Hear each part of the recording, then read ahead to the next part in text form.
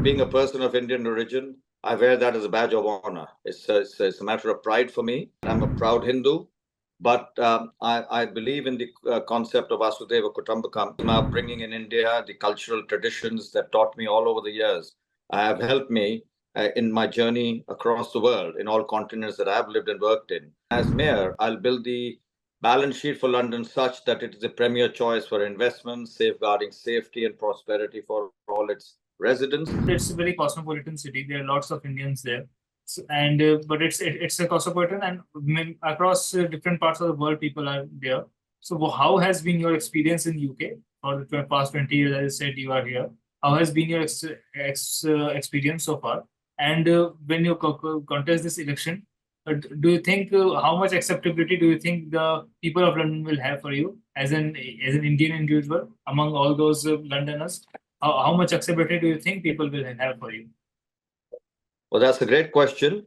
Firstly, being a person of Indian origin, I wear that as a badge of honor. It's a matter of pride for me, and I wear that. I'm a proud Hindu, but I believe in the concept of Vasudhaiva Kutumbakam, and that is important because my upbringing in India, the cultural traditions that taught me all over the years, have helped me in my journey across the world, in all continents that I've lived and worked in.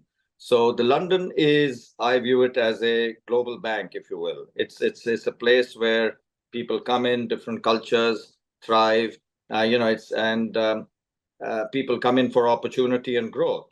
So it's akin to a global bank of the world where diverse cultures converge and flourish. And as mayor, I'll build the balance sheet for London such that it is a premier choice for investments, safeguarding safety and prosperity for all its residents. I go across, there are 32 boroughs in London, and then you have the City of London. And there are over 270 communities from different nations, the diaspora that call London home. 300 languages are spoken here. So I speak several languages myself. And these communities today are feeling a little broken, insular, because of, we first had the financial crises, as you know, in 2009, 2008, and then we had Brexit, and then we had COVID, unfortunately, and then there have been a series of changes in government. So people are feeling that our closest trading partners, obviously Europe. So not enough has been done there yet. We are about to sign an FTA, hopefully in the near term, with India. So I'll be a key person making sure that gains success and trade flows increase. And ultimately, the current mayor, Mr. Sadiq Khan, has caused a lot of angst to most of Londoners. He's brought London to its knees, virtually. Security and safety is at its lowest ebb as we know it.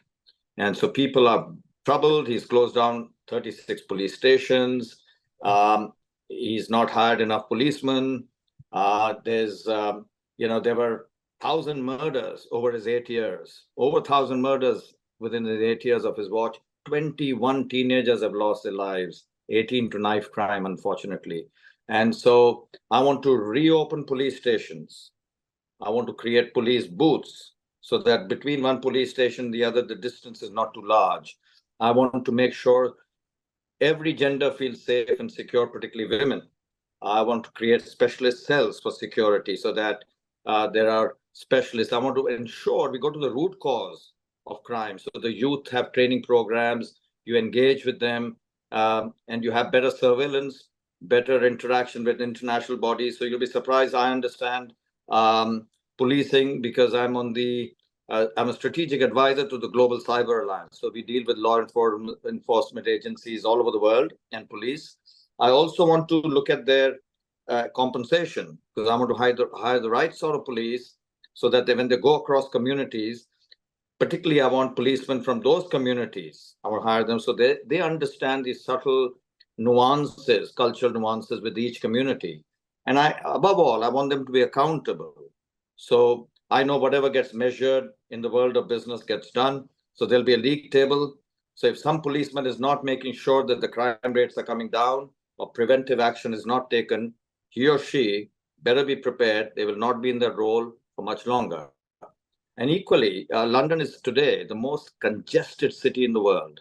It's also the slowest city in the world on a survey conducted by TomTom for the slowest city, but also on a survey conducted on 1,000 cities in 50 countries. Over 156 hours are wasted by an average driver moving around in congestion. That is affecting mental health, that is slowing down the movement and polluting the air. And equally, there's a loss of growth because if you're not moving around, the freedom of movement is as important as the freedom of speech. And each average driver is losing about 1,375 pounds. So I'm going to abolish some disaster policies that have gone through, like there's something known as the ultra low emission zone. I'm going to abolish that totally. There is a 20-mile-per-hour speed limit. Unless it's close to a school or a hospital, that has to become history. And then there is something known as low traffic neighborhoods. These low traffic neighborhoods, in conjunction with the councils, I'm going to remove them. And then congestion charge will be free over weekends and holidays. I want transportation to work for people. I want investment to go in there. I want to make sure noise pollution on transportation reduces. I want better access for the elderly and the disabled on transportation.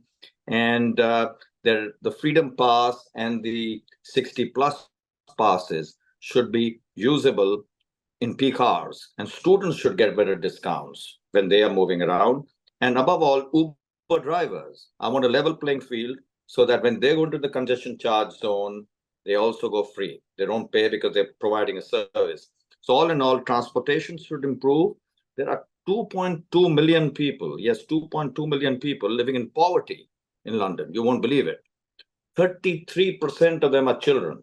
So I've got a leveling up agenda, which basically means I bring these people out of that situation, better education, better opportunity for the youth, flexible employment, again, education for the adults. Some of them need training, retraining.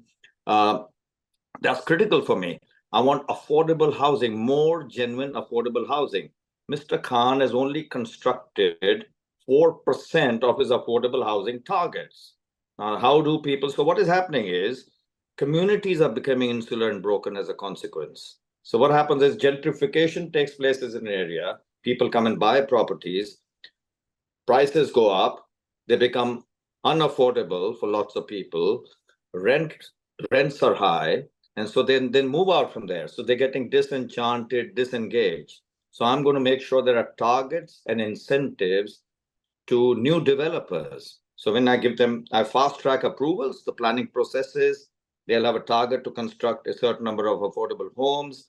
I will look at changing the zonal laws so that land use can be better utilized. There's a lot of brownfield land that can be utilized.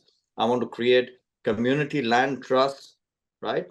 And above all, Mr. Khan has excuses all the while. The government isn't giving me money. So as you know, as a banker, as an asset manager in the past, I will create new funds, sustainable funds, impact funds, education funds, social welfare funds, so that there's an overall movement of leveling up.